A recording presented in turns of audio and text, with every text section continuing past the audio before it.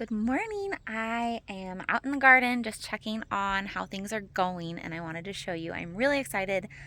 I put up a little poly low tunnel this year for the first time and just kind of experimented seeding some cold hardy things, some bok choy and some radishes, just a couple things, and then I had some perennials already in this bed, and a couple things volunteered and came back, and I just wanted to show you kind of what's already coming up in the garden weeks and weeks ahead of when I've been able to plant anything else outdoor previously. So I'm really excited. I love my low tunnel so far, and here's what's coming up.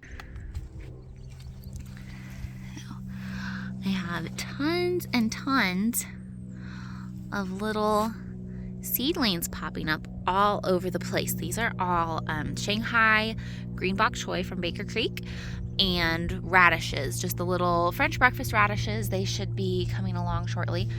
I've got carrots that overwintered, oxheart carrots that I'm really excited to collect seed from this year.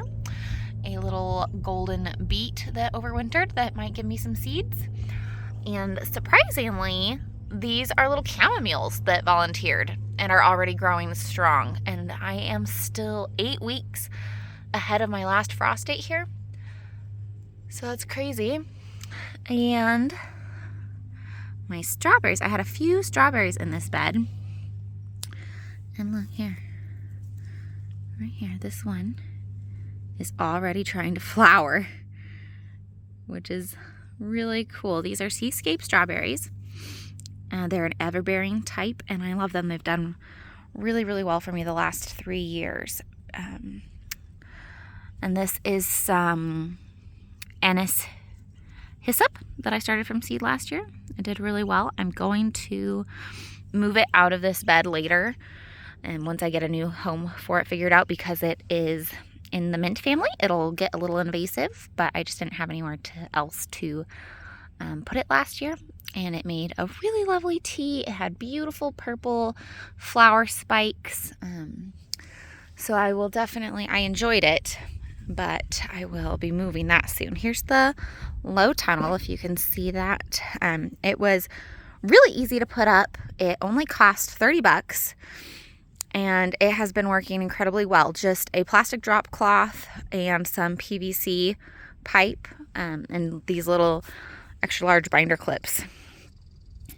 So found all of that at the hardware store, $30 project, and it's awesome. I've got another little patch of radishes that are doing great over here. This is a little polyculture square. I don't know if you can really see, but there's some little tiny, underneath the big radishes, there's also cylindra beets, some lettuces, some spinach that are just starting to sprout. And I've had that underneath of this little plastic tote. I broke the lid for this tote a while ago, and so I just cleared back some of my deep mulch and scattered some mixed seeds and put that little tote on top of it a few weeks ago. And it's been working really great as another little cold frame solution for earlier planting. Anyway, if you guys have any awesome ways that you extend your growing season, let me know in the comments, because I am just absolutely jazzed about this right now. Our growing season here is only like 90 days. It's a really short growing season. So this year I'm really excited to be experimenting with season extenders, being able to sow earlier and harvest later. And any new ideas are welcome.